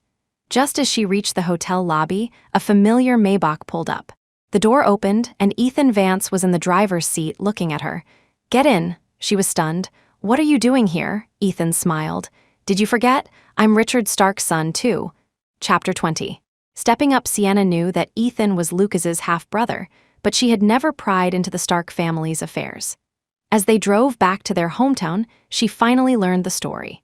Ethan's mother had passed away when he was young, and he had been brought to the Stark mansion for a time. But Catherine Stark had been extremely hostile towards him. Richard, unable to resolve the conflict, had sent Ethan to live in Chicago, raised by nannies and staff. Sienna found it hard to imagine that someone with such a difficult past could grow into the cheerful, sunny person he was today. Making yourself happy, Ethan said, is the only way to get back at a life that's been unfair to you. Sienna mulled over his words for a long time. The suffocating feeling from discovering Lucas's true nature at the hotel began to dissipate. He was no longer her problem. She really shouldn't let him ruin her mood. At the hospital, Catherine Stark saw Ethan and immediately went on the defensive. Who asked you to come here? Trying to score points with my husband while my son is away? Save it, Lucas is the true son of this family. You're just a bastard. Ethan, clearly used to this, didn't flinch. But Sienna found the words jarring. She handed the medicine to Catherine and said coolly, it was Mr. Stark who wanted to see Ethan and called him to come back. Clearly, he doesn't think his own son is a bastard. Catherine was momentarily speechless, then turned her cold gaze on Sienna. I heard you quit my son's company and are now working for this bastard. Ha, I told Lucas from the start, you can't tame a stray. It'll bite you one day. He wouldn't listen. And look at you, a classic backstabber, Sienna, having heard similar insults her whole life, paid them no mind. But Ethan stepped in front of her. You should be asking your son what he did to make the sister who stood by him for 20 years want to leave him. Seeing them both talk back to her, Catherine was about to explode with rage when Richard's voice boomed from inside the room. That's enough bickering over nothing like a bunch of children. Is it anyone else's fault that Lucas didn't come back himself? Catherine fell silent, fuming. Richard looked at Ethan with a complex expression. I heard your company went public last year. Ethan said nothing. All these years, I never helped you. You did it all on your own. Good, very good. After saying very good twice, Richard didn't keep them any longer. Since you're back, don't stay in a hotel. Your room at the house is still there. Go and see it. Catherine cried out indignantly, why should he stay at our house? That's not his home. The door closed, cutting off her voice. Sienna looked at Ethan with concern. Are you still going back to the Stark house? Ethan smiled. Why not? Sienna, being happy is also a weapon. When people who dislike you see you thriving, it makes them more miserable than anything else. Sienna found herself admiring his philosophy on life. Chapter 21. An old friend Ethan's room was at the very end of the hallway. Sienna had lived in the mansion for several years as a child, and she remembered this room always being locked, no one ever going in or out. Now, as the door opened, the room was fully furnished, every surface clean and new. It seemed Richard Stark had been planning for Ethan's return for some time. The further she walked into the room, the more a sense of familiarity washed over her. It felt like she had been here before, but no matter how hard she tried to remember, the memory remained hazy. Until she saw two old-school Nintendo consoles on a desk. The memory activated instantly. She was 8 years old, still mute, a difficult child who only warmed up to Lucas. But that year, Lucas was busy with school and preparing for college entrance exams, and he had no time to spend with her. That was when a 13-year-old Ethan was brought home for the fall. It was he who first introduced her to the world of video games. How many nights had they spent huddled under the covers, secretly playing? At first, they only had one console and had to take turns. Later, Ethan saved up his allowance and bought her another one for her birthday. They became a co-op team. He taught her strategies and teamwork. With his companionship, she slowly came out of her shell. Sienna stared at the faded console in her hands, her eyes growing misty. It turned out that all these years, it wasn't just Lucas who had cared for her. There was also an Ethan, her Yanjij, who had found his own ways to make her happy, subtly influencing her. He was sent away, and she never saw him again, eventually even forgetting him. But the things he gave her remained deeply rooted in her heart. He had helped her find her greatest passion, and in doing so, helped her find herself. A warm hand rested on her head. Sienna looked up at him, her eyes red. Why didn't you tell me? Ethan crouched down, his clear eyes meeting hers. It didn't matter. Remember that line from the game? All chance encounters in this world are fated reunions. Sienna, you and I were destined to meet again. Sienna smiled. How did you find me? Your gamer tag, Ethan said. For years, Sienna had used her very first gamer tag for all her accounts. That name from the old Nintendo was actually Ethan's. Last year, Ethan downloaded a new game and found the name was already taken. His ID was unique. It was unlikely to be a coincidence. He deliberately sought out the player, watched them, and finally confirmed that it was Sienna. He smiled.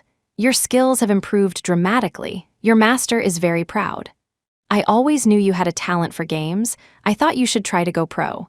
But that fool Lucas, who knows nothing, kept stopping you from playing and held you back. Sienna pressed her lips together. It was true. All these years she had played games in secret behind Lucas's back. But, Ethan, how did you know about that? Ethan froze. For the first time, an expression of awkwardness appeared on his normally cool face. Sienna's eyes narrowed as she studied him. Don't tell me, you were the one? Ethan clamped a hand over her mouth, nodding in embarrassment. Sienna was flabbergasted. So her in-game husband from when she was 15 was Ethan. She glared at him accusingly. Pervert, Ethan protested his innocence. I swear, I had no idea back then. I only found out last year when I logged into your gaming account. Besides, All we did was run quests and dungeons. I never did anything else." Sienna bit her lip.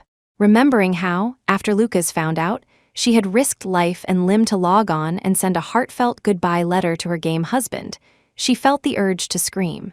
She flopped onto the bed in despair. Ethan, holding back laughter, pulled her up and handed her a controller. "We haven't had a proper match in years. Let's see if you've gotten rusty. If you lose, I'm going to read your goodbye letter out loud." Sienna shot up like a striking cobra, nearly crushing the controller in her hand. "I think you have a death wish today." Chapter 22. Too late when Lucas, roused from his drunken stupor, received the news and rushed home, it was already afternoon. He went to the hospital to see his father and was chewed out mercilessly. Richard said the family had poured countless resources into him, yet he couldn't even measure up to a son who had been raised with nothing. He returned home, fuming, only to find Sienna and Ethan in a room, playing video games, laughing, and having a great time. Fury erupted within him. "Ethan, who let you into my house?" He stared at the two of them, sitting so close together, and it was like he was transported back 17 years to that afternoon. He had just finished his grueling final exams and had half a day off. He wanted to take his little sister out, but he found that she already had a new playmate. And it was the person he despised most in the world. Even after all these years, seeing the scene replay itself made Lucas's eyes burn, a bitter taste filling his mouth. "Ethan, why did you come back? Do you just love taking my things? When I was studying for my exams, you came back to steal my father. Now that Sienna and I are having problems, you come back to steal my sister. You're just like your homewrecker mother. She stole another woman's man, and you steal another man's family." For the first time, the easygoing Ethan's face hardened. "Watch what you say, Lucas," he said, his voice low and dangerous. "My mother was Richard's first love. Your mother was the one who got him drunk to have you. My mother didn't even know you existed. Until I was born, she was a victim too," Lucas sneered. "Thieves always have excuses. Ethan, I'm the Stark. You'll always be the bastard son. You have no right to covet what's mine." Ethan's lips curved into a sarcastic smile. "What's yours? Are you talking about Sienna or the Stark fortune?" "Unfortunately for you, Sienna is a person. She doesn't belong to you. And the family fortune currently belongs to Richard. It's not guaranteed to be yours in the future. So who's really coveting something that doesn't belong to them?" "You," Lucas, enraged, lunged at him. Sienna stepped between them, glaring at him. "Lucas, have you not made enough of a scene?" "Sienna," Lucas's anger softened. "Stay away from him, Sienna. He's not a good person. Your brother would never lie to you. In this world, I'm the only one who would never hurt you." Sienna looked at him coldly. "Lucas, maybe you should cover up the marks on your chest before you say that." Lucas flinched, instinctively covering his collar, his hands fumbling with the buttons. "Sienna, listen to me. It's not what you think. Last night, I heard everything that happened last night, with my own ears." Sienna looked at his pathetic state and sighed. "Lucas, when will you stop lying to me?" I. Lucas's eyes turned red. He looked at her with a pleading expression. He knew she had seen through him, that she would never come back. Tears welled in his eyes, his voice choked with emotion. "I don't know how it came to this, Sienna. How did we get here? I swear, I love you more than anyone." Sienna turned her face away, her own eyes stinging. She also wanted to know how they had ended up here. Ethan clapped a comforting hand on her shoulder and spoke to Lucas. "It's because you're greedy. That's how it got to this. All these years, it's not that you didn't know how you felt.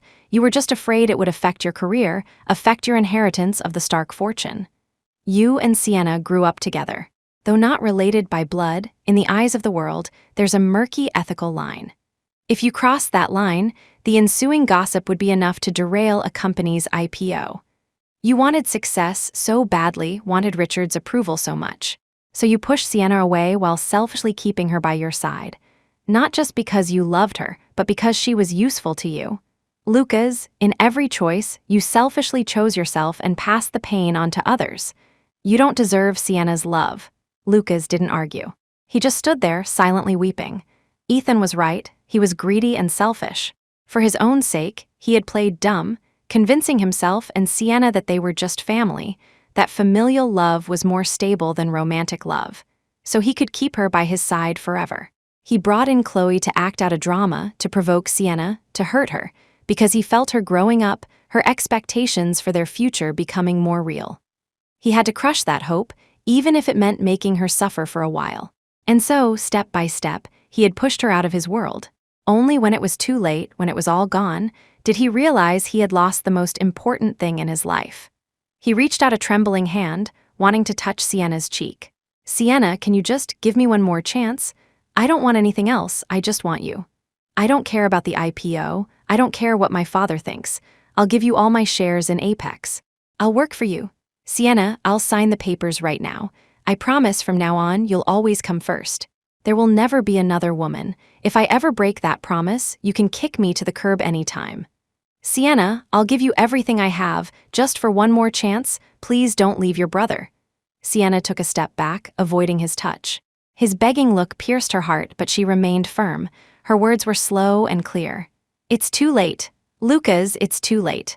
Chapter 23, Pregnant Lucas locked himself in his room, lost and broken. He kept replaying Sienna's words in his head. It's too late. When did it become too late? Was it when he rejected her at 28? Was it when he brought Chloe home? Or was it when he slept with Chloe? They had been together for 20 years. He had countless opportunities to choose differently, but he never took them. Now it was all his own doing. "But Sienna, I've finally realized you're a rib from my own body. How am I supposed to live without you?" Sienna and Ethan returned to Chicago and threw themselves back into work. Lucas's regret didn't bring Sienna any satisfaction. Instead, it left her with a heavy heart. Perhaps it was Ethan's companionship that had broadened her perspective, but the hurt Lucas had caused her no longer weighed on her. So she didn't want to see him self-destructing, trapped in his own misery. But there was nothing she could do to help him. Meanwhile, the atmosphere between her and Ethan had become strange. He was always a goofy flirt, but lately, his gaze had become more direct, especially when they were gaming. Seeing her playing under his old ID, his eyes practically screamed, infatuated. "Sienna, you're amazing. Sienna, best jungler in North America. Sienna, what would I do without you?" Sienna felt awkward and tried to keep her distance. But Ethan had no sense of personal space. She would take one step back, and he would take 10 steps forward. So, when Ethan didn't drag her out for lunch today as he usually did, she felt a little off. As she was waiting for the elevator, she saw him. She was about to call out to him when she saw a woman by his side. They got into the elevator together. Sienna stopped in her tracks. She paused, waiting for the next one. Sienna let out a soft sigh. Eating alone was fine, too. No one nagging her, telling her what to do. It was freeing. She deliberately avoided their usual lunch spots and went to a soup place instead. The hot soup had just been served when a figure rushed to her table, dropped to her knees with a thud, and cried out, "Sienna, please. Save me." Sienna was so startled she dropped her spoon, splashing soup all over the table. She looked closely. It was Chloe. She looked even worse than the last time. Her eyes were sunken, her cheekbones sharp. The once pretty girl looked 10 years older. Her clothes were wrinkled and dirty, as if she hadn't changed in days. Sienna frowned. "What are you doing? Get up and talk." Chloe grabbed Sienna's hand, her eyes locked on her. "Sienna, I'm pregnant with Lucas's child. He wants to kill me." Sienna's eyes widened. Chloe was sobbing, a mess of tears and snot. "Please, help me, Sienna. Lucas listens to you. Go talk to him. Beg him to let me keep the baby. You don't want him anymore anyway. Just let me have him. Please." The other diners were staring, some even taking out their phones to record. Sienna pressed her lips together and tried to pull Chloe up. "This is between you two. It has nothing to do with me. You should talk to him directly." Chloe burst into a wail. "How can it have nothing to do with you? He only wants to get rid of my baby because he's still obsessed with you. You don't even want him, so why can't you let him accept me? Are you just trying to keep him on a string? He's not just rejecting me. He wants to kill my child because of you. I'm telling you, if you don't help me, you're just as much of a murderer as he is." Sienna, feeling the burn of all the judgmental stares, was deeply uncomfortable. Chloe was hysterical and impossible to reason with. Sienna wanted to take her somewhere private to talk, but Chloe clung to her, refusing to let go. "Promise me you'll go talk to him. If you don't, I'm not leaving. You're all pushing me to my death, and I'll make sure you don't get to live in peace either." Chloe's grip was painfully tight on Sienna's wrist. Just as she was at a loss, a pair of hands tore Chloe away, shoving her forcefully. Sienna turned. "Ethan?" Chapter 24. Aunt Ethan stood there, his face a cold mask as he stared at Chloe. Sienna was about to say something, but he pulled her into a protective embrace. He spoke, his voice low and dangerous. "If you can't clean up your own mess, don't be surprised if I step in and clean you up along with it." From behind Chloe, Lucas Stark slowly approached. Chloe let out a terrified scream and fell to the ground. Lucas was unshaven, his face gaunt. He looked at the two of them, huddled so closely together, and said in a hollow voice, "I'll handle this." Then he stepped aside. 5 or 6 rough-looking men rushed in from behind him. They grabbed Chloe by the collar and started dragging her out, cursing at her, calling her worthless and a disgrace. Chloe screamed and thrashed. "Let go of me, I'm not going back with you, I'm not going back to that shithole village." Sienna couldn't stop herself. "Lucas," he paused, "you made your bed, now lie in it, don't make me lose all respect for you." Lucas looked down, a self-deprecating smile on his lips. "Sienna, I'm already paying the price for what I did. There is no price more painful than losing you. But other people have to pay for their actions, too. Be fair to me, please." Sienna pressed her lips together, watching him walk away, a broken man. "Ethan, what's going on?" Sienna turned and saw the woman who had been with Ethan in the elevator, looking at them with a curious expression. She quickly broke free from his embrace, not wanting any misunderstandings. Ethan gave her a strange look, then said to the woman, "This is the Sienna I was telling you about." The woman's face lit up with a gossipy smile. "So this is little Sienna. Ethan, you've got good taste." Ethan patted Sienna's head. "Say hi to your aunt." "Huh?" Sienna stared at the woman, who couldn't possibly look old enough to be his aunt. The woman, whose name was Claire, let out a laugh. "Oh, stop it. Don't take advantage of the poor girl." "Has she even said yes to you yet?" Ethan chuckled. "Whether she says yes or no, you're still her aunt. She has to choose one, girlfriend or sister." Sienna whipped her head around to look at him, her face flushing bright red. What are you saying in front of your aunt?" Ethan pinched her cheeks, squishing her face. "Don't tell me you haven't figured out I like you by now. Sienna, don't you dare pull a Lucas Stark on me, playing dumb and breaking my pure, innocent heart. Yes or no, give me an answer. If it's no, I'll just ask again later." Claire laughed out loud. Sienna shot Ethan an angry glare, turned on her heel, and ran. Chapter 25. The opportunity. Sienna gave Ethan the silent treatment for 3 days. On the 4th day, a Saturday, he was at her door, bright and early. Sienna, woken from a deep sleep, was grumpy and glared at him. Ethan held up 2 fingers.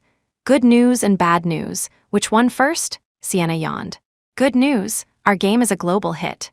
The American Game Developers Association is very interested in our project and has invited you to go for a development exchange. If you're willing, you can stay for advanced studies after the exchange. They're offering you a spot as an exchange student at USC, where you can study with the top game designers in the world." Sienna froze, staring at him in disbelief. Every game designer dreamed of that school, a temple of game design. Was this opportunity really happening to her? Ethan looked at her gently. "Sienna, you're brilliant." Sienna was overjoyed, but then she remembered the project she was still working on and hesitated. "If I go, what about the project?" Ethan puffed out his chest. "You've got me, what are you worried about? I won't let it fail." Sienna bit her lip, looking at him. "Actually, you never needed to hire me, did you? You could have handled this project on your own." Ethan didn't deny it. "Sienna, I just wanted you to know that you always have other options." It wasn't that she was indispensable, it was that he couldn't bear to see her stuck in the wrong soil. Sienna's eyes grew hot and her voice choked. "But I signed a 3-year contract with you. If I leave now, I can't afford the penalty." Ethan chuckled. "Then you can pay me back when you return." "And you're so sure I'll come back?" He nodded. "I'm confident I'll always have what it takes to keep you looking my way." Sienna couldn't help but laugh. "You and your ego." Ethan took her hand. "Sienna, don't think about anything else. If you want this, just do it. I'll always support you." Sienna turned her face away, secretly wiping a tear. "Okay, I won't let you down. Now, what's the bad news?" Ethan's smile faded. "Lucas is in the hospital." Chapter 26. 2 are hurt. Chloe's baby was gone. Lucas had called her relatives from her hometown, intending to send her back to that impoverished village. If it hadn't been for Lucas's protection these past few years, Chloe would have been married off by her family long ago in exchange for a bride price to support her younger brother. but she was greedy for wealth and wanted to marry Lucas. She had even bought date-rape drugs from an illegal source and drugged him multiple times. Once she was pregnant, she went straight to his parents. She thought they would be thrilled about their grandchild, the first of the next generation of Starks. She hadn't expected that they cared more about her unsuitable background and forbade her from giving birth to a Stark child. She was taken away for an abortion, her screams echoing through the clinic. Lucas had watched, cold and detached, with no intention of stopping it. She finally understood. Lucas would never marry her. He didn't love her.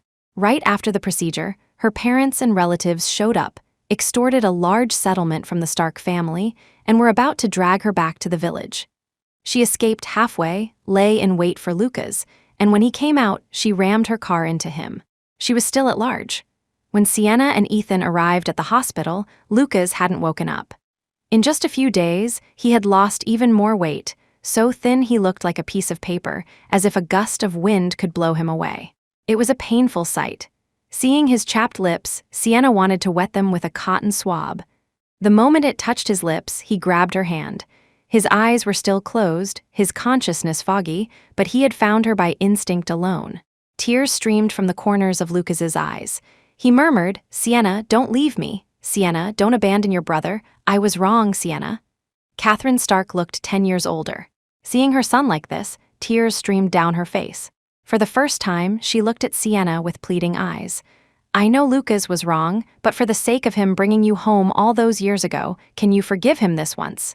Sienna, please stay here until he wakes up. Please." "I'm so afraid he won't make it." Sienna turned, looking helplessly at Ethan. He smiled at her. "Sienna, do whatever you want. I support your decision. But the company, you do what you need to do. I'll handle the rest." After a long, difficult deliberation, Sienna decided to stay for 1 week. The doctors said Lucas had a brain injury. He could wake up in the next second, or he might never wake up at all. She couldn't just ignore him, but she also couldn't put her life on hold for him indefinitely. She had her own path to walk. Once she made her decision, Sienna walked Ethan out. She bit her lip and asked, "Aren't you worried? Do you even really like me?" The last 3 words were barely a whisper. Ethan tilted her chin up. "It's called confidence. That Stark guy couldn't compete with me in his prime. He's a mess now. You think I'm worried you'll fall for him? You're not blind." Sienna was speechless. She would never cease to be amazed by her boss's narcissism.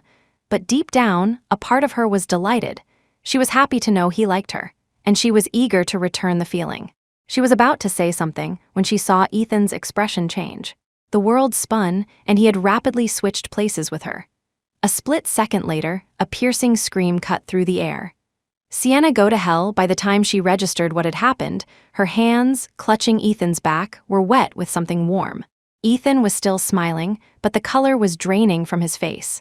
Behind him, a crazed Chloe was being wrestled to the ground by security guards. She looked at them and cackled. "Sienna, ha, you'll die alone. Every man who likes you will die a miserable death."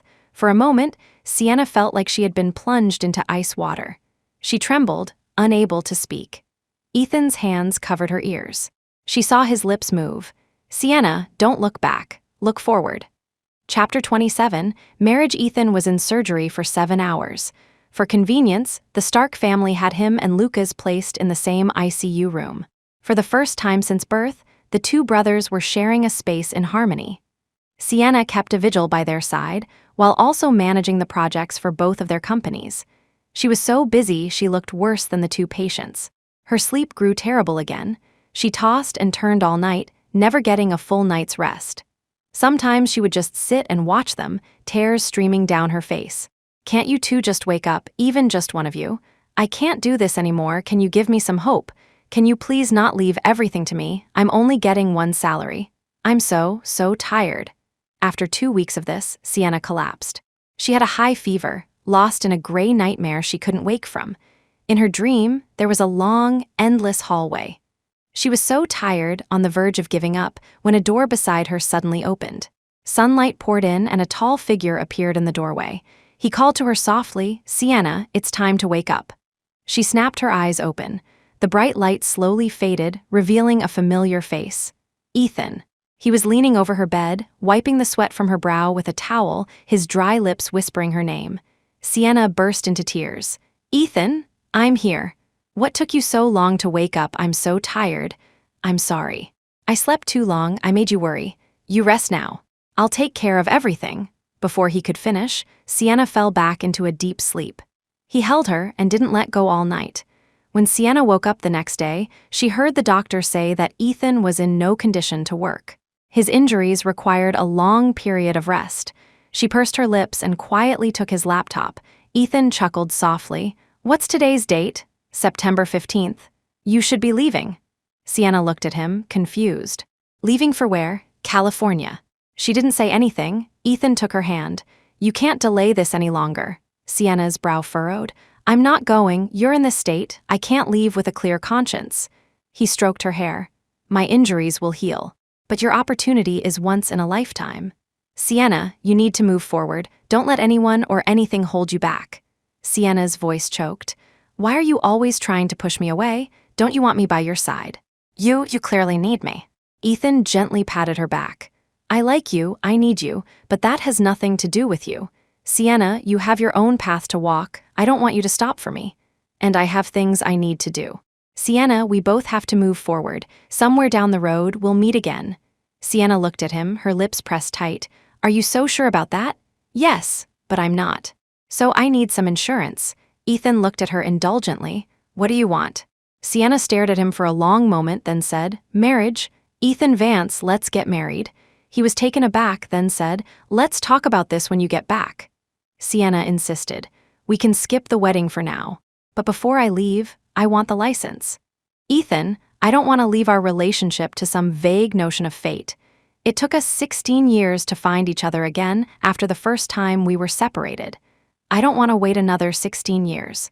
I want a concrete connection, something that ties our paths together, so neither of us can run away. Ethan stared at her, then broke into a smile. My Sienna is proposing. Do I even have a choice? If you want it, it's yours. Just don't regret it. Sienna buried her face in his neck, and they held each other tightly. In the next bed, Lucas Stark's eyes remained closed. But from the corner of one eye, a single, crystalline tear traced a path down his cheek, almost invisible. Chapter 28. A new journey. The day before Sienna and Ethan were to get their marriage license, Lucas disappeared from the hospital. Sienna received a phone call and rushed to the cemetery. She found Lucas in front of her parents' grave. He was still in his hospital gown. When the wind blew, the thin fabric billowed as if it might carry him far away. Lucas sat quietly, looking at her parents' photograph. His voice was hoarse. That day, you told me it was too late. I've been thinking about that for a long time. When did it become too late? And then I finally realized. The day you left, you called me and asked me to come to the cemetery to see your parents. That was our last chance. If I had come that day, if I had realized my mistake then, would we have ended up like this? Sienna looked at him silently. Lucas gave a bitter laugh. Sienna, this is our 20th year. In all these years, I've schemed, I've been foolish, I've been selfish, but I never once imagined you would leave me and be with someone else. Just the thought of it tears me apart. And yet, I was stupid enough to let it actually happen. Ethan was right. I don't deserve your love. I only wanted to cage you by my side. He wants to help you fly to greater heights. Sienna, I lost, I admit it. You deserve someone better. Handing you over to Ethan, your parents would be more at ease, wouldn't they? He covered his face, his body racked with silent sobs. Sienna blinked back her own tears and gently placed a hand on his shoulder. Lucas, look forward. Don't look back. The next day, Sienna got her marriage license with Ethan in the morning and was on a flight to the United States in the afternoon. At the airport, Lucas's assistant rushed over, handed her a file folder and a box, and then hurried away. Sienna opened the folder. Inside was a share transfer agreement for 50 of Apex Tech and the deed to the small condo she had sold. Lucas had said she was still his sister. This was her dowry. He couldn't let her get married looking like a girl with no family. The other box, when opened, released a sweet, fruity scent. Inside was a house made of candy. Sienna was transported back in time to when she was 5. Back then, she had just survived the earthquake with Lucas and had been brought to the Stark mansion. The new environment was overwhelming, and she couldn't sleep at night. Lucas, just a teenager himself, had patiently coaxed her to sleep every night. He had shown her Willy Wonka the chocolate factory and promised that one day he would build her a house of chocolate, so she would have endless chocolate to eat for the rest of her life. But she had drawn a picture of a candy house on a piece of paper and written that she wanted to live in the candy house with her brother. That way, if there was another earthquake, they would have endless candy to eat and would never go hungry. She remembered Lucas's eyes had reddened then. He had held her for a long time and said, "Our Sienna will have all the candy she could ever want.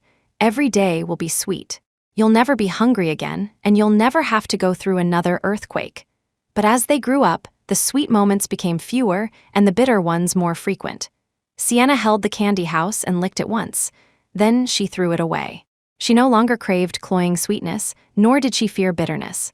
From now on, she would face all the flavors of life, sweet, sour, bitter, and spicy, with courage. The boarding call echoed through the terminal. She hugged Ethan goodbye. "See you soon, Ethan. As you wish, Sienna."